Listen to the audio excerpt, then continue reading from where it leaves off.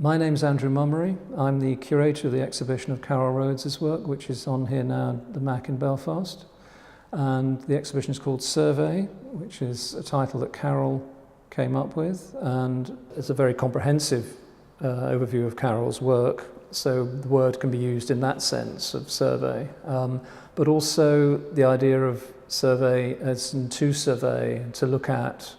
And as you will see in this exhibition, Carol's work very much is connected to the idea of the view, a distant view, and what that means when translated into painting. Carol has been regarded for some time now as one of the most original painters of her generation in the UK. And it's very great pleasure for me to be able to bring her work to Northern Ireland for the first time. What I'm particularly hope that comes across in this show is this idea of looking and of different perspectives on things. And for Carol's work, this has a lot to do with her upbringing. She was born in Edinburgh, but she was brought up in India, where her parents worked in a mission as their teachers. And so her early childhood was in the Himalayas, where she went to school, and in and around Calcutta. So the colours and the architecture and the landscape of that part of India had a lot of influence on her work when she came back to the UK to study at Glasgow School of Art. And she's lived in Glasgow ever since then, and her work really is a reflection on our experience of place and also how we adapt to change. When I talk about place, I'm really the places that Carol's are interested in are these edge lands, somewhere that's not somewhere or between one place and another.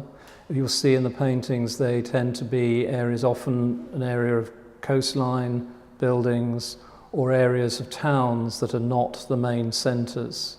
So you have these buildings that are often not quite clear what they are. The function of the building might be a factory. There are some of them called airports. They tend to be that have a function, but that function is not always very clear.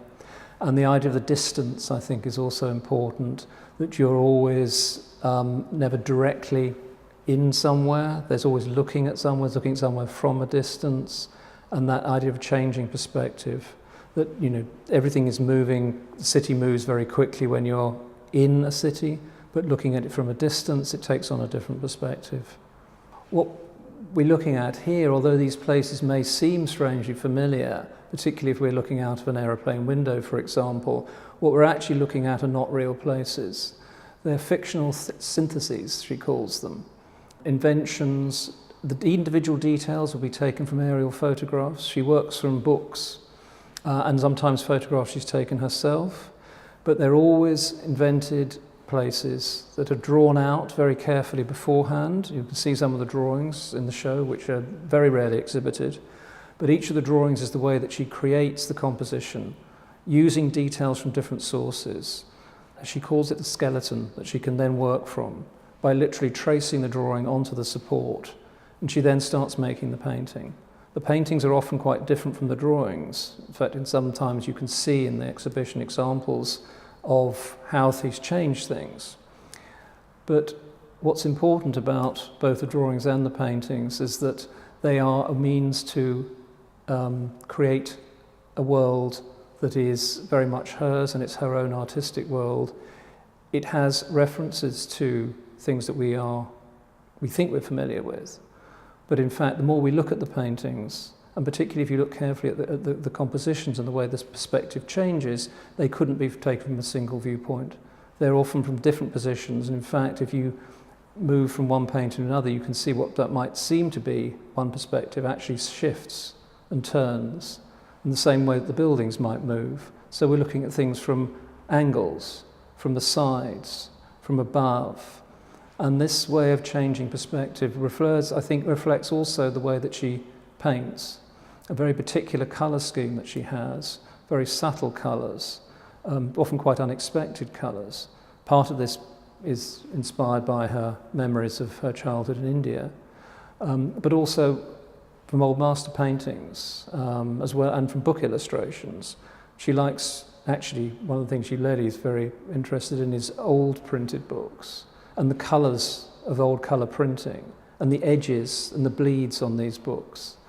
And the photographs that she uses are not the usual, if you present tourist aerial views, but more very functional ones from scientific books.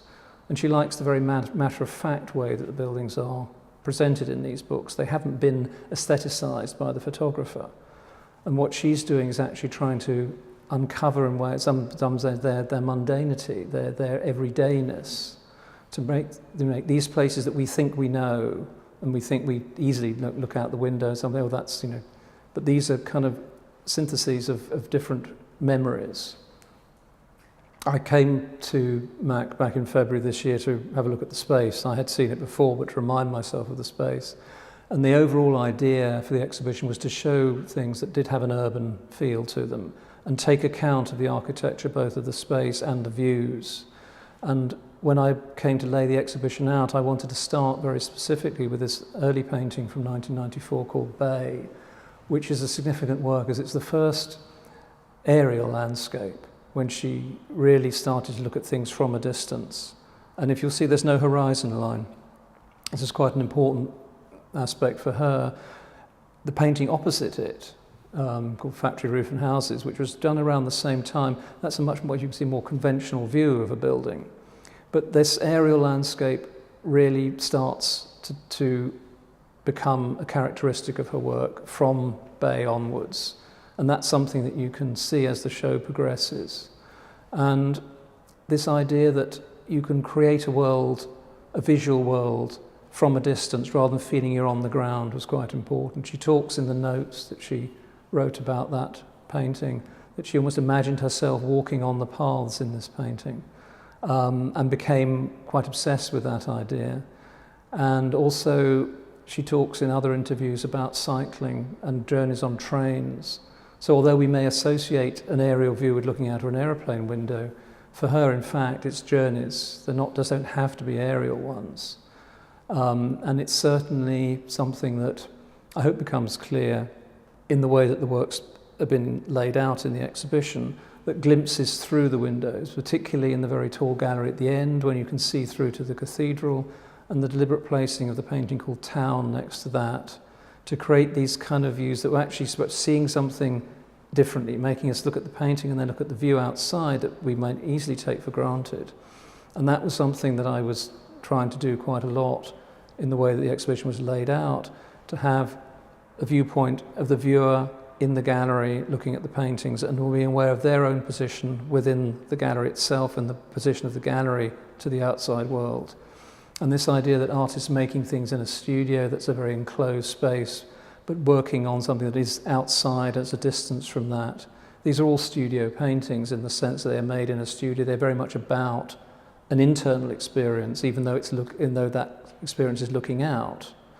And there is I think also in some of the paintings, there's quite a strong psychological charge to them.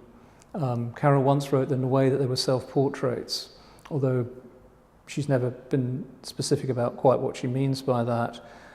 She says she can't call them self-portraits, so she calls them landscapes.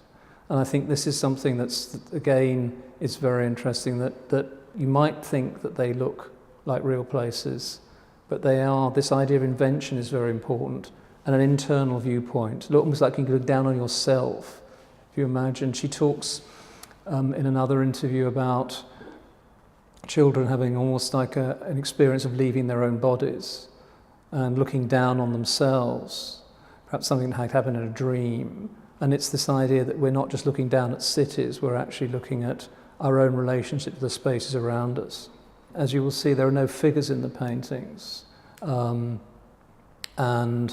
this is quite deliberate. She's never put figures. There are obviously references to human habitation and the effects, indeed, of human urban intrusion onto landscape, but not in the sense that we're actually very aware of anybody actually being in these places, which again I think is interesting in relation to this idea of distancing yourself from the speed of the city, the actual sort of craziness of it all, and somehow wanting to take a distant view or take a different perspective on this. Perhaps in some ways to bring a kind of order, but in a sort of empathetic way, not as a sort of controlling order. So one of the paintings, one of the last paintings actually, in the most recent paintings in the exhibition, called Rhodes Buildings Evening, reminds me almost of a drone view. We're now used to seeing things as photographed from drones, and this idea that you are kind of not the sort of immediately very high distance from an aeroplane, but actually rather closer to the ground. A slightly uncomfortable feeling perhaps, but also maybe this idea of quite gently moving away from something. What you will notice, I think, is that the paintings are all very small. And in fact, the largest painting that Carol ever made is actually in this exhibition called Industrial Belt. But this painting is actually quite significantly larger than any other painting she made. And she's never really explained exactly why these are the scale they are. But I think that it's as much that they're the scale that they have to be. There's a rather wonderful expression or passage in a book that I know that she's very fond of on Sienese painting, where the writer Timothy Hyman talks about the Sienese painters as painting the city as if you could hold it in your hand. And I think there's something very much like that in Carol's. Again, it comes back to this idea of not having the distant view in the sense of wanting to control something, but actually be able to try and understand, a way of understanding it, a way of trying to get at some sort of empathy with the world by having something on a scale which is approachable, that actually you can almost imagine these buildings as something you can hold in your hand. They look almost in occasions like small models.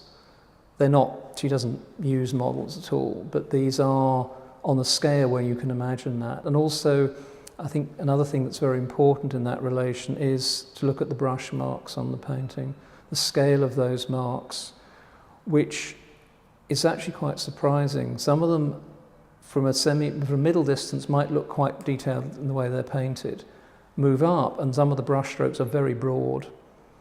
And there's a wonderful, I think, play with the very hard surface that she works on and the way that the paint works on those surfaces, the scale of the marks in relation to the scale of the buildings that she's depicting, and then the overall scale of the painting itself. And each of these things is very carefully considered. And that's another way perhaps to look at the drawings, and the drawings have a very particular function. They are literally the cartoons that she uses to transfer the design onto the support. But those marks are very utilitarian. She's not interested in the drawings of making a kind of gestural mark or anything like that, but they are instructions almost to her, to what she's then going to do with the painting. So the paint then takes on, the most important part of it. It's through the painting that the vision is really realized. And that is another reason I think the drawings, it's interesting to show the drawings in connection with the paintings. For a long time, she didn't exhibit them because they were just working drawings. She didn't see them. They weren't made to be, in any sense, the sort of preparatory drawings in a sense that some artists will make something and then exhibit them. They were literally working drawings, the sort of things that Renaissance masters would have done and then thrown away. The ones that they would, use to scale things up so that they could make them on paintings on a bigger scale. So these were in a drawer for a very long time. And then finally she thought, well, actually started looking at them again and looking at them in terms of what they actually are as aesthetic things. And then we gradually started introducing them into exhibitions. And now, I've done something in this show which is not usually done, in fact it's only been done once before, is to show one of the drawings next to the painting that is in fact the model for. There are, I think, 3 or 4 drawings in this show which are for paintings in the exhibition, but only one of them is actually next to the painting. And I think what's interesting about this particular juxtaposition is there are quite a number of differences between the painting and the drawing. But it's a bit more than that. It's actually, I think they're 2 quite distinct works in their own right that say something different. That's not always true of the drawings. And there are, in fact, 3 drawings in this exhibition which there are no paintings for. The drawings worked, the paintings didn't. There's obviously always a drawing for every single painting, but in this case there are 3 rather beautiful drawings that there are no paintings for. For whatever reason, the paintings, Carol decided, didn't work as paintings. So again, I'm trying to, by juxtaposing that, to try and bring some of these questions in. There have not been that many printed or recorded interviews with Carol talking about her own work, but what's been nice about this exhibition, she has written notes for 4 of the works, and I think they give a very nice personal view of these pieces, and also say something about the very personal resonances that these works have. And what I'm hoping that the audience will find, if they spend some time with the work, is that they will start thinking about their own place within the world and their relationship to images and works of art when they look at them from a personal and from an empathetic point of view, that actually this is something that doesn't need to shout, but actually can create quite a powerful message, despite its small scale and its very human touch. And these elements, I hope, will be clear to those who come and visit the exhibition.